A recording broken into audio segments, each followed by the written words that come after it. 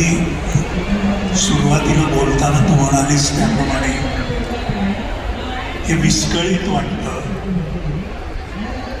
हे विस्कळीत सहेतुकपणे आहे. म्हणजे सर्वसाधारण गोष्ट सांगताना आपल्याला इतकी सवय आहे, एक होता राजा एक होती राणी, असं एकरेषीय कथा सांगायची. मला त्यात कधीच रस वाटला नाही. विशेषतः नाटक आणि चित्रपट या दोन्ही क्षेत्रामध्ये वावरताना नेहमी काही एकरेषीय आणि त्यामुळे कंटाळवाणं न करता ते मागे पुढे जाऊन आपल्याला जसजसं स्फुरत जातं, आठवत जातं, स्ट्रीम ऑफ कॉन्शियसनेस आपण ज्याला म्हणतो, काहीतरी बोलताना तिसराच काहीतरी संदर्भ आठवतो. हे सगळं ज्या पद्धतीने होतं ते मला जास्त भावतं, कलावंत म्हणून भावतं. आणि त्याच पद्धतीत ऐवज लिहिण्याचा प्रयत्न केला. म्हणजे माझं बालपण कसं गेलं, मग कॉलेजमध्ये गेल्यावर काय झालं, मग अमुक झालं तमुक झालं, असं न जाता मागे पुढे जात जात जात सगळे संदर्भ मिळतात, सगळे तपशीलही मिळतात. पण फक्त त्या तपशिलात अडकून न राहता आपण एका थोड्याशा रोचक पद्धतीने हे सांगावं का, असा एक विचार होता. आणि त्याच्यात तू दुसरा उल्लेख केलास तोही, की बहुतेक वेळा आपण आत्मकथन करताना प्रयत्न आत्मगौरवाचा असतो, की मी हे केलं, मी ते केलं, मी अमुक केलं, मी वगैरे वगैरे. तसंही करण्यात मला फारसा रस नाही. आणि तिसरी गोष्ट अशी की जुन्या गोष्टी आठवताना आपण फार पटकन स्मरणरंजनात गुंतून जातो. नॉस्टॅल्जिया आपल्याला सगळ्यांनाच खूप आवडतो, त्यामुळे आपण पटकन मग तेव्हा काय झालं असं म्हणून त्या आठवणीत आपण बुडून जातो. मलाही स्मरणरंजन आवडतं, परंतु तिथेच थांबवायला नाही आवडत, त्यात अडकून पडायला नाही आवडत. किंवा असं म्हणेन की त्या स्मरणरंजनातून मी कसा घडलो किंवा मी काय शिकलो, माझ्याकडेच माझ्या प्रवासाकडे मागे वळून बघताना मी काही चुका केल्या का, या सगळ्याचं एक आकलन मला स्वतःला जर करता आलं तर ते करायचा प्रयत्न केला. खरं याच्यात एकरेषीय कथन नाही, पण हे तुकडे तुकडे तुमच्या आमच्या मनावर गारूड करणारे आहेत. आत्ता हे बोलत असताना असं वाटलं, अमोल मालेकरांचं आयुष्य म्हणजे बडा ख्याल, आणि या बडा ख्यालचा तात्पुरा काय तर व्यवस्थेला विरोध. मी जरा थोडंसं मुद्दामून सांगते. याच्यामध्ये काय आलं, विरोध करताना सतत प्रश्न विचारले, आणि प्रश्न येतात कुठून बघा. 20व्या शतकातही या प्रश्नांची धग होती, 21व्या शतकातही ही धग होती. तुम्ही जर हे पुस्तक वाचायला घेतलं तर तुमच्या लक्षात येईल की समांतर रंगभूमीचा हा इतिहास आहे, आणि त्यामध्ये 20व्या शतकात या रंगभूमीवर खूप काही घडत होतं. अभिव्यक्ती स्वातंत्र्याची जी चळवळ होती ती खरं तर त्याला साक्षी नाही, मी तर त्याला म्हणेन की याला प्रारंभच केलेला आहे हे केवळ या माणसाने. त्याही वेळेला प्रश्न विचारले, आणि 21व्या शतकात देखील अगदी प्रारंभीच येतं की काय एवढा मिंधेपणा. आयुष्याच्या सरत्या दिवसात आपण कणात ताट ठेवू शकत नाही. अनुदान, देणग्या, कोट्यातली घरं, समित्यांचे सदस्यत्व, पारितोषिकं आणि तत्सम फायदे पदरी पाडून घेण्यासाठी व्यवस्थेपुढे एवढी लाचारी करताना हरवल्यासारखे नाही का वाटत. हे म्हणणारा हा माणूस आहे. आपल्या सर्वांना माहिती आहे की 2014 हे साल खूप महत्त्वाचं होतं. याचं कारण त्या काळात स्मार्टफोन आला आपल्या प्रत्येकाकडे, आणि स्मार्टफोनमुळे ज्याला आपण म्हणू की पॉवर विदाऊट रिस्पॉन्सिबिलिटी आलं, आणि धार्मिकता, अंधश्रद्धा ह्या सगळ्या भावना अधिक अणकुचीदार झाल्या. मी बोलते ते यासाठी, हे जेव्हा आपण आत्मचरित्र हातात घेतो ना, तेव्हा काही विधानं आपल्या डोळ्यामध्ये अंजन घालतात. म्हणजे उदाहरणार्थ बघा, भासवलेले मी स्वीकारत नाही आणि विवेकाच्या कसोटीवर भान शाबूत ठेवून वर्तमान जगत राहतो. अमोल पालेकर भूमिका घेतात ते या हेतूमुळे. खरं तर अभिव्यक्ती स्वातंत्र्याचा अट्टहास कोणतंही सरकार असलं तरी देखील तो होतोच. मला इथे फक्त म्हणायचं आहे की कालच व्यासपीठावरती, याच व्यासपीठावर माननीय मुख्यमंत्र्यांनी एक फार छान सांगितलं. देवेंद्र फडणवीसजी म्हणाले की साहित्याची निर्मिती मनोरंजनासाठी होत नाही, समाजातील जाणीवा विस्तारित झाल्या पाहिजे यासाठी साहित्याची निर्मिती होते. आणि पुढे जाऊन ते हेही म्हणाले की त्यामुळे म्हणून आमच्यावरती कधी टीका वा गौरव झाला तर वाईट वाटून घेणाऱ्यातले आम्ही नाही. मला हे सांगावंसं वाटतं आपल्या माननीय मुख्यमंत्र्यांना की हीच भूमिका ही या पुस्तकाची अर्पण पत्रिका आहे. विरोध करण्यावर ज्यांचा विश्वास आहे त्या सगळ्यांना हीच या आत्मचरित्राची अर्पण पत्रिका. म्हणजे सगळे पायंडे मोडलेले आहेत ते कसे हे आपल्याला कळेल. तुम्ही तर थेट भूमिका मांडतात. आणि एका मुलाखतीत तुम्ही असंही म्हणालेला की प्रतिकार हा केवळ संघर्ष नसून तो माणूस म्हणून जागा राहण्याचा एक मार्ग आहे. कलाकार म्हणून तुम्ही याकडे कसं पाहता? विद्रोह असा शब्द वापरला की आपल्याला जरा खूप काहीतरी तिखट, झणझणीत असं वाटतं. विद्रोह म्हणजे मतभेद असू शकतो. विद्रोह म्हणजे तुमची सर्वमान्यांपेक्षा वेगळी भूमिका असू शकते, वेगळा विचार असू शकतो. हे सगळं करायला त्याची बंडखोरी लागते. कारण मी जन्मतः बंडखोर नाही नव्हतो. परंतु जसजसा मी घरात गेलो, अनेक दिग्गजांनी त्यांच्याबद्दल मी पुस्तकात वारंवार लिहिलंय. त्या दिग्गजांनी मला जे भरभरून दिलं किंवा त्यांनी माझ्यातले कलागुण उमलवले, मला खऱ्या अर्थाने घडवलं, त्या सगळ्यांमधून माझ्यामध्ये ही विरोध करायची ताकद आहे. अगदी छोटंसं उदाहरण म्हणून सांगतो. इथेच घडलेला किस्सा जो काल वाचला. काळे कपडे घातले म्हणून एंट्री दिली नाही. काळ्या कपड्याचा अर्थ निषेध असा एकमेव अर्थ लावला गेला. काळ्या कपड्याचे अनेक अर्थ आहेत, अनेक रंग आहेत. म्हणजे अगदी पाश्चात्य संस्कृतीमध्ये काळे कपडे हे मोर्निंगमध्ये घालतात, परंतु आपल्या भारतीय संस्कृतीमध्ये तो उत्सव असतो. म्हणजे अगदी संतवाङ्मयातून आपल्याला जे पटकन मिळतं, रात्रकाळी भाकरकाळी यमुना गळे काळी हो माय पासून ते मला वाटतं माझ्या घरच्या आई सकट सगळ्या बायका समारंभात, लग्न समारंभ किंवा घरचे संबंध याच्यामध्ये काळी चंद्रकळा नेसायची.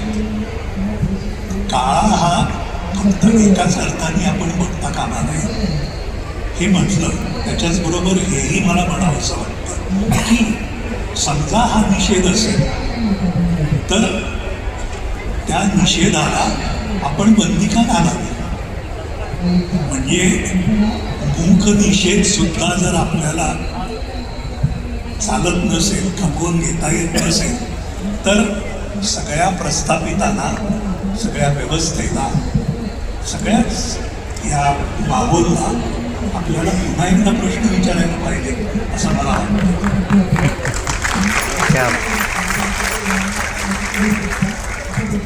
आणि कलाकार म्हणून आपण याबाबत सजगपणे उभं राहायला पाहिजे. सजगपणे याच्या विरुद्ध प्रस्थापितांना, व्यवस्थेला वारंवार प्रश्न विचारले पाहिजे असं माझा विश्वास आहे आणि जे मी करतो.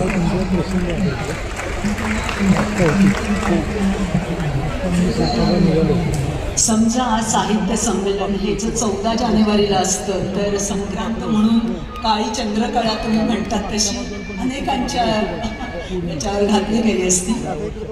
इथे एक सांगायला पाहिजे की ह्या आत्मकथनात आठवणी सांगितल्या जात नाही, त्या तपासल्या जातात. आठवणी तपासणारा लेखक म्हणून पाहण्याची भूमिका का घेतली? मी म्हटलं तसं मला स्मरणरंजनात अडकून राहायला फारसा आवडत नाही. आजही मला अनेक लोक भेटतात, विशेषतः तरुण मंडळी भेटतात. मी गोलमाल किती नंबर सांगतात, 100, 150, 125 इतक्या वेळा बघितलं. मी थँक्यू एवढंच म्हणतो. त्याला असं वाटतं की हा माणूस काहीच बोलत नाही.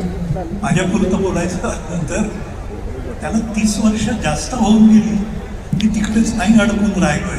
त्यानंतर मी खूप पुढे गेलो, खूप बदललो. त्यामुळे त्याच्याबद्दल पुन्हा पुन्हा बोलत राहणं छान वाटतं ऐकायला, पण तिथेच अडकून राहायला मला आवडत नाही. त्यामुळे स्वतःला तपासून बघणं, स्वतः केलेल्या चुका, यशाबद्दल आपण नेहमीच बोलत असतो, परंतु आपल्यामधल्या त्रुटी, आपण आपल्या घडलेल्या चुका या एकदा तपासून बघायला मला आवडतं. आणि ते करणं हे म्हणजे खऱ्या अर्थाने जिवंत असण्याचं लक्षण आहे. मला असं वाटलं की मी जेव्हा हे पुस्तक संस्करण देण्यासाठी म्हणजे करण्यासाठी पण पालेकरांनी माझ्याकडे दिलं, तेव्हा त्यांनी 450 पानं हाती लिहिली होती कोविडच्या काळात. ते वाचताना असं मला वाटलं की एक 80 वर्ष किंवा 70 वर्षांपूर्वीचा अमोल पालेकर इथे आहे आणि समकालीन आत्ता इथे आहे. लिहिणारा जो अमोल पालेकर आहे या एकरेषेच्या वरती आहे आणि तो कुठेतरी ज्याला आपण बर्ड्स आय व्ह्यू म्हणतो तशा पद्धतीने स्वतःच्या आयुष्याला एका तृतीयपुरुषी एकवचनी पद्धतीने बघायचा प्रयत्न करतो आणि ते बघत असताना त्याच्यात स्वतःला कुठेतरी उजवं माप द्यायचाही प्रयत्न नाही. जो पहिला प्रश्न तुम्ही विचारलास की आत्मगौरव नाही फक्त या पुस्तकात, हे मला फार महत्त्वाचं वाटलं संस्करण करत असताना की जिथे जिथे स्वतःच्या चुका झाल्या तिथे तिथे या माणसांनी त्या स्पष्टपणे मांडल्या आणि त्याच्यातनं कुठेतरी पुढे जाण्याची जी प्रक्रिया आहे वैचारिक, ती खूप महत्त्वाची आणि ठळकपणे दिसते. बरोबर, हे अधोरेखित केलं चांगल्या अर्थाने. ही कन्फेशन, कबुली जबाब आहे. पण हा कबुली जबाब पुढे कधीतरी कोणाला तरी वाटलं, एखाद्या कलाकाराला विशेष करून, तर तो आत्मकथन करताना त्याच्यामध्ये येणारी धाडस जे आहे ते तुमच्या या आत्मचरित्रामुळे नक्की येईल असं मला वाटतं. असं अमोलजी, खरं तर हिंदुत्व हा तुमचा USP असताना तुम्ही थेट नास्तिक आहे असं म्हणतात.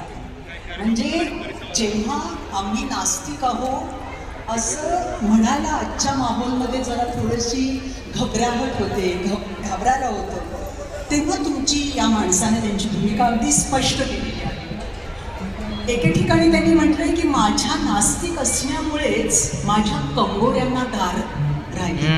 म्हणजे बघा, 2011 साली त्यांचा अनाहत नावाचा चित्रपट प्रदर्शित झाला साल होतं 2011. आणि जेव्हा हे चित्रपट प्रदर्शित झाला तो काळ होता सर्वपित्री अमावस्येचा. म्हणजे अनेक जण खरं तर मुहूर्त काढतात, पण तो होता सर्वपित्री अमावस्या 2011.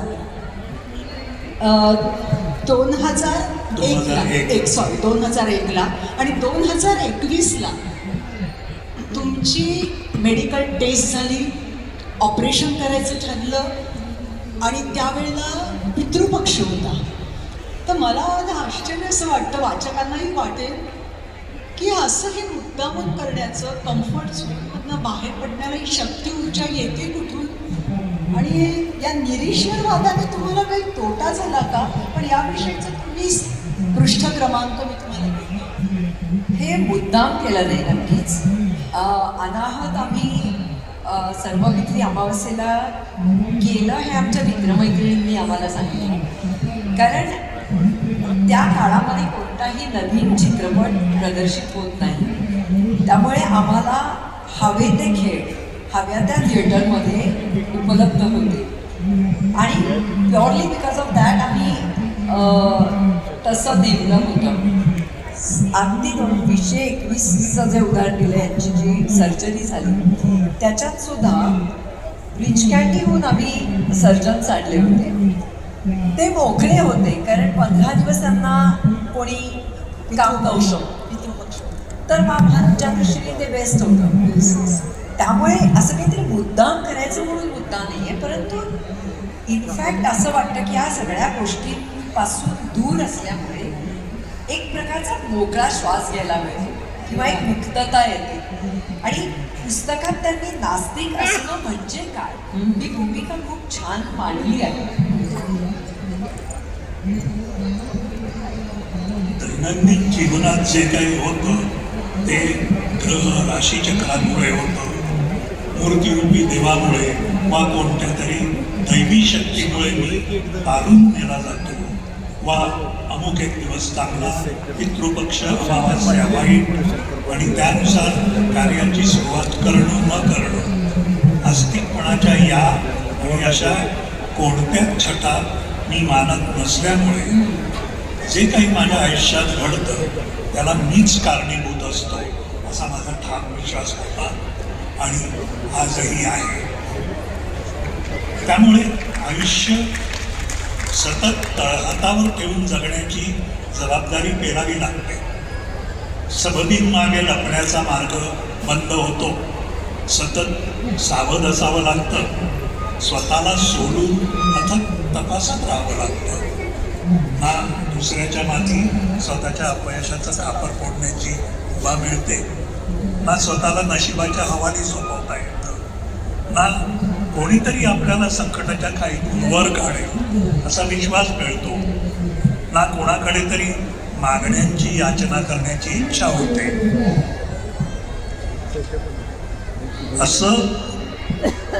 असं जगून सुद्धा दुःखाचं पारडं जड झालं नाही हे मात्र नक्की.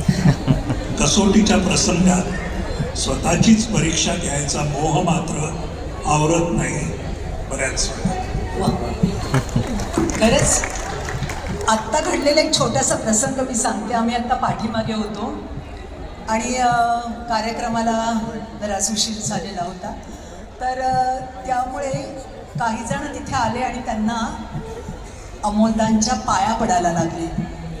त्यावेळेला ते वाकल्यानंतर त्यांनी अजिबात वाकू नका, पण तरी माणूस वाकतोच हे स्वतःसुद्धा वाकत होते.